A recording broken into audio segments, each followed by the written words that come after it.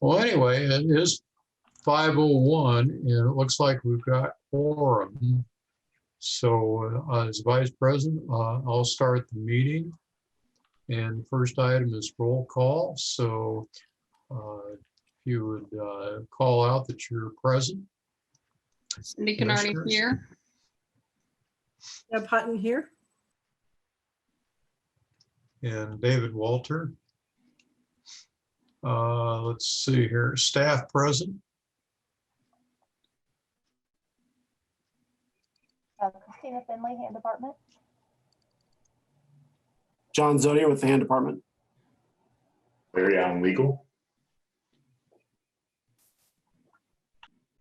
Okay. And let's see here. First item of business is reading in the minutes from April 5th, 2021. That was attached to the agenda.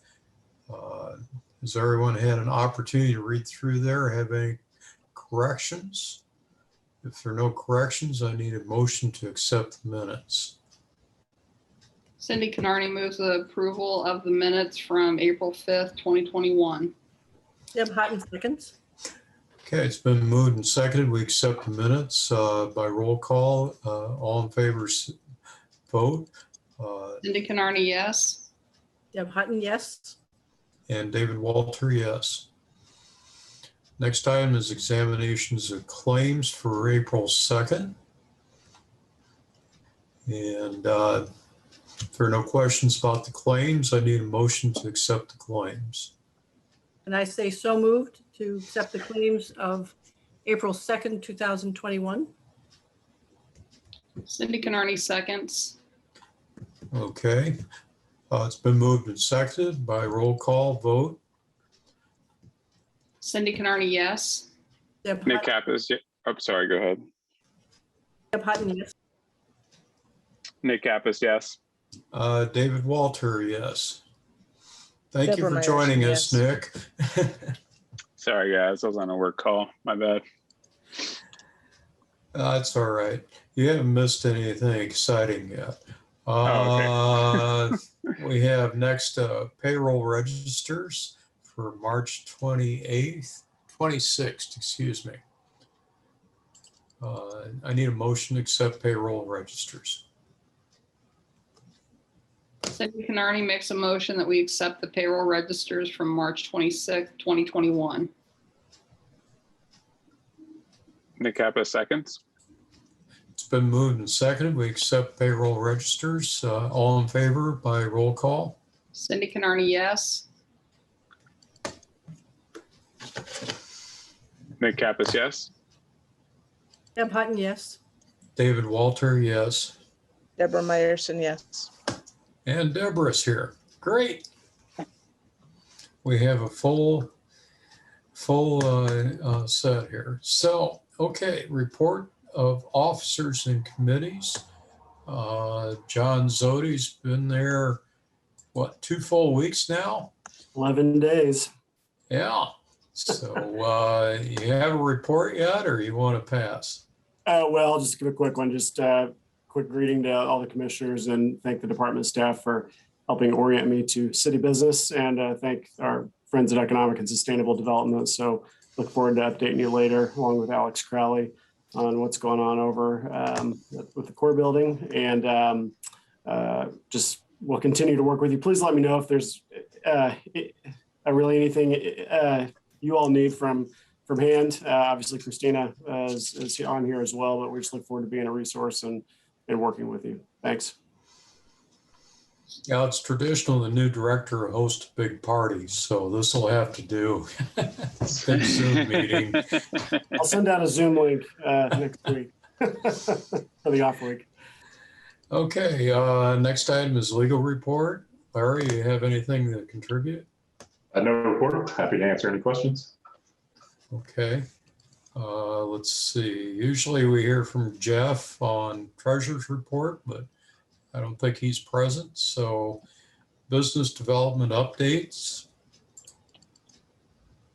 Hi, Alex Crowley. I'm the Director of Economic and Sustainable Development. I just wanted to highlight that on Saturday, the Trades District Garage had a formal ribbon cutting. Cindy Canarney represented the Redevelopment Commission very well, and it's actually a very good event. We had a surprise with the number of people who would show up on a Saturday morning for a Trades District Garage ribbon cutting, but they did. So anyway, thank you to Cindy for participating and representing the Redevelopment Commission, and I just wanted to thank everybody here for the support of this very important piece of infrastructure that's really in place and designed to stimulate development of the trades districts. So I'll stop there. Thank you, Alex. We have no old business, so we'll go to new business, which is first item is election of officers. I presume that because Don Griffith has moved up, and we have new people on board that we need to elect a chair, vice chair, and a secretary. And the biggest problem is that the chair and secretary get to sign everything that goes through. So, but with that, as vice chair, I'm running the meeting until we get the elections out of the way. And I open the floor for nominations for chair or president, excuse me. So Dave, I'm a year in, but I would like to nominate myself for president of RDC. If anyone is interested why, I'm more than happy to provide some of my credentials on why I'm putting my name in the hat. But that is, I just wanted to make that known. Okay. Are there any other nominees? Seeing none, then we can move forward with a vote. Again, by roll, all in favor of Nick taking over as president. By roll call, say yay. So, Cindy, you're first. Cindy Canarney, yes. I think I abstained from my own vote. Larry? You can vote for yourself. You can vote for All yourself. right, I can vote for myself. Then Nick Kaffis, aye. Deb Hutton, aye. Deborah Meyerson, yes. And David Walter, yes. Well, thank you, everyone. I appreciate this. I appreciate your confidence. All right. Well, now we have a new president. I'll hand the meeting over to the president and he gets to run it from here on in. All right. Well, thank you. And Nick, it's Cindy. Do we need to also elect vice president and secretary, or do we want to stay with who's David as vice president and myself as secretary? As long as there's no vacancies on there, because that election was held in January, we don't need to elect unless anybody wants to resign their position and refill it. As long as the people who are in those positions, you, Cindy, and David, are comfortable still in those positions, we don't have to elect it. Just the open. Hey, I'm fine with what I'm doing. I'm happy to continue to serve and sign a lot of stuff. So, well, yeah, I would be honored if you two stayed in your current positions to help me out. So that'd be great. Okay. With that, then I think the president has to declare elections are closed. With that, I will note that the elections have been tallied and we have myself being the new president and therefore closed because there are no other vacancies. And moving on to the next item of new business, we have an update on the development of the core building on the old hospital site. Alex, is that you? Yeah, I can speak to that. Thank you, President Kappus. So Alex Rowley, Director of Economic Sustainable Development. I wanted to update you on some activities related to the core building, which have occurred in the last 2 weeks since the last meeting. So if you remember, we, on behalf of the Redevelopment Commission, the city staff, issued a request for information, an RFI, on March 1st to seek development partners for the adaptive reuse of the core admin building, which is on the current hospital site. The responses to the RFI were due on April 5th. And we received 6 responses, which we thought was a good, robust response. And what was particularly interesting is that they were actually different kinds of responses. So some were focused on workforce housing, some on senior housing, some on a kind of generic affordable housing approach. Some had more market rate. And so it was kind of all over the spectrum, which was interesting. So that allowed us to evaluate not only the developers themselves, but also the proposals they were putting forward. And I wanted to highlight the role that Dave Walters had in all of this, because he was the representative on the steering committee, which I'll speak to a little bit from the RDC. And I'll turn it over to him if he wants to add anything before, at the end of my summary. Anyway, we received 6 responses. And on April 13th, which was last week, we convened the steering committee. And the steering committee included members of staff from Economic Sustainable Development, from HAND, including Historic Preservation, Planning and Transportation, and then also a handful of external non-staff representatives, including Sue Scamilleri from City Council, John West from representing the Hospital Reuse Steering Committee. I mentioned David Walter, and then Josh Sissom, who's the project manager for the hospital site. So we had a steering committee convene and go through the proposals. We selected, of the 6, 3 finalists for interviews, which occurred at the end of last week. And from that, we have selected our preferred recommendation. And we are highlighting that this evening. So there's a group represented by Brinshaw and Bloomington Housing Authority, as well as a number of other players, including Springpoint Architects, who we feel have the best combination of plan for the site, capabilities in their grouping, and also outcomes from their presentation. And so the steering committee, having reviewed all of the proposals and run the interviews, unanimously actually recommended that group at the end of the process. And we recommend that to you this evening. So what happens now, and the reason why it was accelerated, is this particular proposal and some of the others we received will be pursuing 9% low-income housing tax credit financing. And there's an accelerated window to get that application in. It's due on July 26th of this year for an award potentially towards the end of the year in the 4th quarter. So what we want to do is work with you to both get your approval to continue, but then also in particular to be able to work on your behalf to support that application development process, which will include providing information, access to the facility for due diligence, all of that, but also potentially facilitating some of the local incentives that will be probably necessary to yield the outcome that we're looking for.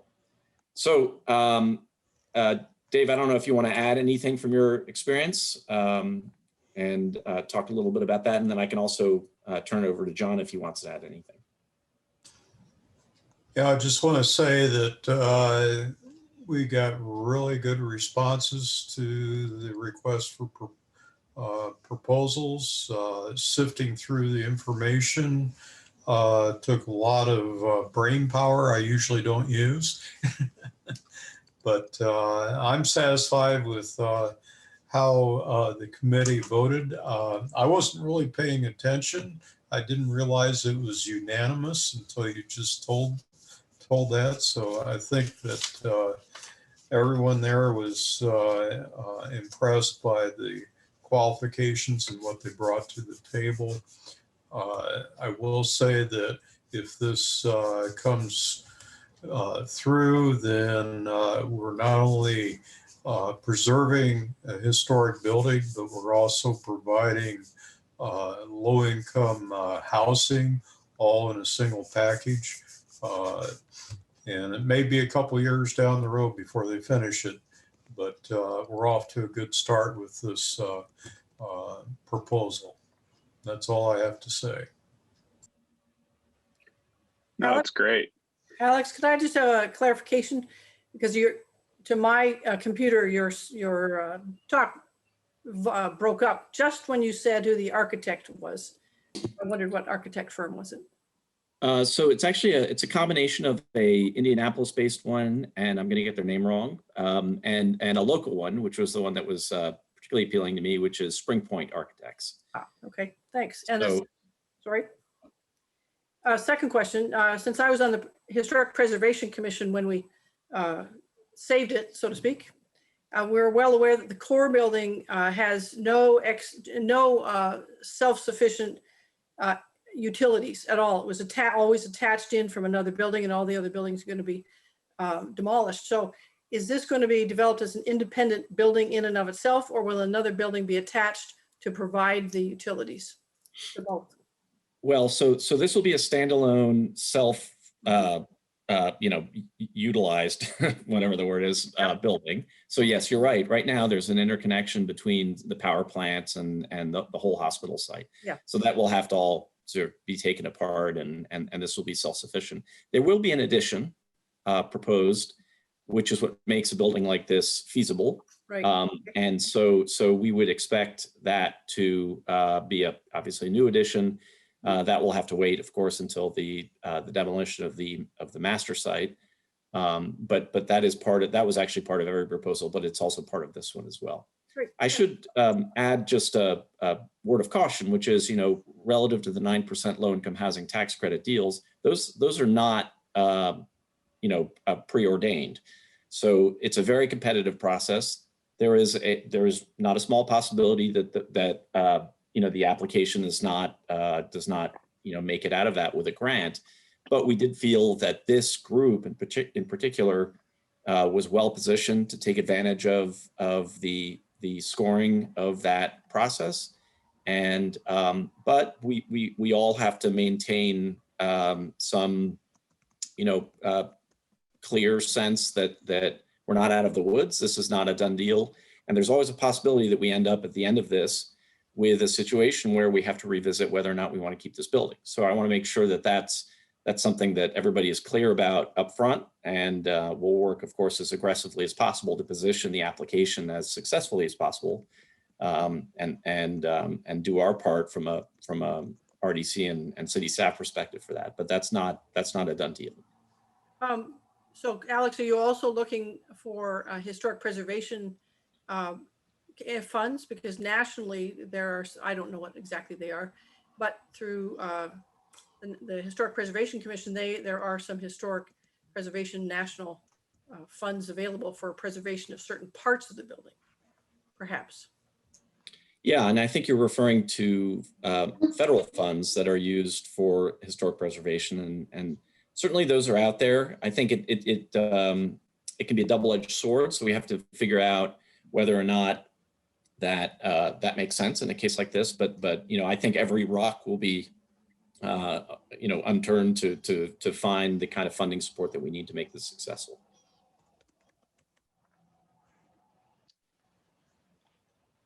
Alex, I'm wondering if there's any more details you could provide about the nature of the proposal, just, how many units, income targets, just curious about the vision for the reuse of the building. Yeah, so it's a little bit in flux, which is we hesitated to present the actual proposal because I think there may be some tweaks to it. There was information that followed our evaluation process that will potentially impact maybe some of the unit counts. Roughly speaking, though, it tends to be in the kind of the lower end of the affordable housing AMI income spectrum, which is good. So it really goes to the portions of the populations that need the most help.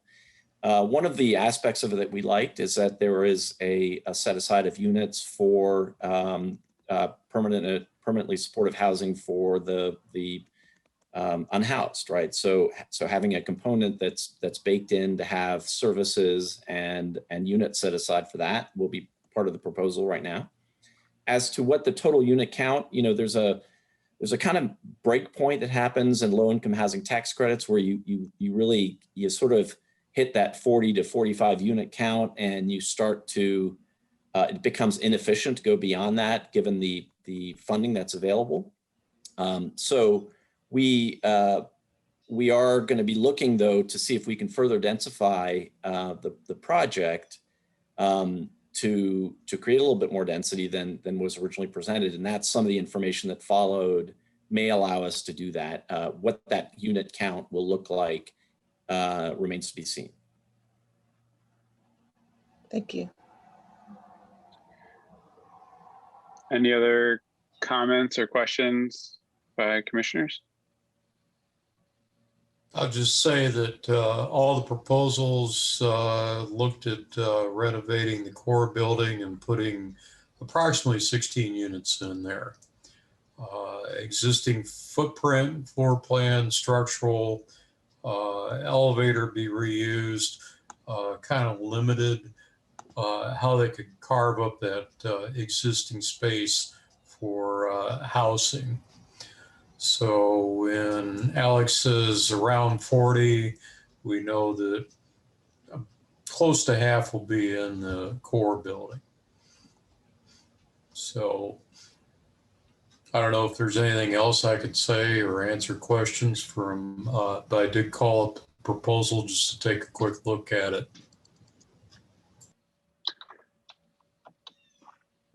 All right. With that, real quick, there was a comment from the public from B Square Beacon. I just want to read that into this recording since it's in the chat. They state, I had a couple of questions, might need to follow up after the meeting, of course. Can we get a copy of the 6 responses, the RFI, or does some kind of trade secret exemption apply here? Where the submissions were made with the expectation that confidentiality would be maintained. What does 9% financing mean in the context of LIHTC financing? Is 9% the interest rate to be paid, or is that the interest earned and by whom? And I believe there was a response by Peter Levavi. Sorry if I mispronounced your name. But I just wanted to read that in, Alex. Well, there are a lot of questions, so maybe what I can do is follow up with them separately. What I can say is that there is a certain amount of confidentiality. In the RFI that we released, we indicated that financial information would be kept confidential, so that will be separated out. Right now, it's embedded in some of the proposals, so we need to figure that out. But I think there, and Larry, I kind of ask you, but I think that the process becomes a little bit more public now that we're sort of out of the decision-making woods. And I don't know if you want to speak to that a little bit. Yeah, that's right. Generally, these things are kept confidential, and we're allowed to keep them confidential until an award has been made. So as soon as we make that award, Dave, we'll follow up with you, and try to get you those records to the extent that we can under the law. Also, just in terms of I know that Peter kind of answered in the 9% as a tax credit. It's 9% roughly of the project cost. That's what the LIHTC 9% and 4% are in reference to. So we'll follow up after the meeting with any documents that he may need. Thanks, Alex. Thanks, Larry. Does anyone else from the public wish to comment on this update? Not seeing anything in the chat. Other than the thanks by B Square Beacon. I don't think you're asking for us to do anything right now, correct, Alex? You're just informing us, and then you're going to come back at the next meeting, correct? Yeah, so what happens now is that we will be entering into a formal arrangement with the selected partner, and that formality will come back to you in an actual resolution and document. Right now, what we are really letting you know, number one, is that the steering committee did make that decision, and that we want to pursue the next step, and then bring it back to you for a more thorough review. Okay, great. Well, thanks, Alex. Thanks for all the hard work, and you and your team. And we look forward to seeing what's coming up next. If any commissioners have any additional questions, they're more than happy to reach out to you. I'm assuming beyond this meeting, just in case there's any clarifications. Correct? Of course, yeah. Anybody, Okay. feel free to reach out. Okay. All right. Well, with that being said, we're gonna move on to our last item of business, Resolution 21-22, authorization of environmental improvement for the Dimension Mill. Who is up for that? I can speak to this one. So this is in response to we did some environmental testing at the mill. There was a kind of a noxious odor that was coming from a couple of the offices that we were trying to figure out. And upon the recommendation of VT Environmental Engineering, which was our environmental firm that did the testing, they suggested that maybe a radon mitigation system would actually help with some of those odors, in addition to alleviating some minor radon that was present during testing. Now, typically for radon testing, you test it over a long period of time, so that would have to be monitored. And none of the radon tests tested above the EPA standards or the WHO standards, but it was enough that you could potentially mitigate it. Additionally, they think that the radon system, just the way it works, a fan that kind of blows some of that air out from under the building to the outside, will help with the odors that they believe is coming from under the surface. So this is a resolution that authorizes us to enter into an agreement with VET to provide that radon mitigation system.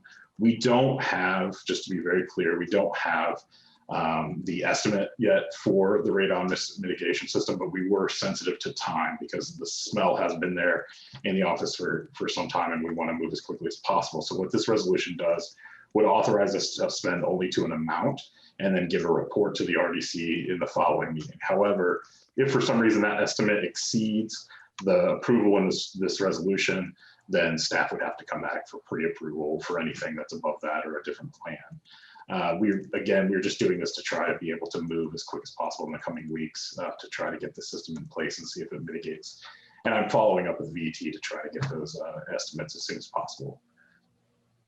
So the 10,000 is specifically for labor plus radon mitigation system, correct? Okay. Yeah, that's right. And it would be a not to exceed amount. And I don't suspect it would approach that, but that's the highest that we would feel comfortable doing anything. Yeah, I think you're going to approach that with the size of that building, but we'll see. Hopefully not. Any commissioners have any questions or comments? Anyone from the public wish to comment on this resolution? Larry, I just had a question of what do you think the timeline is, since I'm just new into this Dimension Mill odor situation? Yeah, so the ideal timeline is as soon as we would get an estimate, if it qualifies under this approval resolution, we would enter into an agreement and have some work done possibly before the next meeting, have the work done. And then we should have some results, I think within about 10 days, you would be able to tell if it's actually doing the job. You could kind of use that touchstone of radon mitigation, although that's a little bit less, but then just honestly, whether a smell is still present in the air in those offices. And it's only limited to, just to be clear, this isn't the whole building. This is limited to two offices that we ended up sealing up in a very old building. So there's not as much free flowing air in these particular offices. Great, thank you very much. I think it's a pretty good timeline. And so seeing no public comment, any other commissioners before we go? Thank you for your question, by the way, Deb. Seeing none, I'll entertain a motion on resolution 21-22. I'll move to accept, is that the right word? I'll move to accept resolution 21-22, authorization of environmental improvement for the Dimension Mill. as written. Cindy Canarney seconds. Okay, having a motion in a second. Let's go to roll call. Cindy Canarney, yes. Deb Hutton, yes. McCapus, yes. Deborah Meyerson, yes. David Walter, yes. All right, let's get those fumes out of there. Unanimous vote for the ayes. Seeing no additional new business, we are now at the business general discussion. Anything good of the order for anyone? I want to say thank you, Cindy, for representing the RDC. I had no idea there was a speaking engagement. I hope you didn't know like just right before. I hope they like at least let you know ahead of time. But thank you for representing us. And yeah, there's a lot of economic impact that is to be had with that area. So thank you. Definitely an And- exciting investment. And thank you everyone for your vote of confidence for me tonight with the elections. So other than anyone have anything else? I move we adjourn. I'll second that motion. All right, all in Let's favor, see. aye. Aye. Aye. All right. Hi. Good night, everybody. Thanks, everyone. Thanks, Congratulations. thank you, Deborah.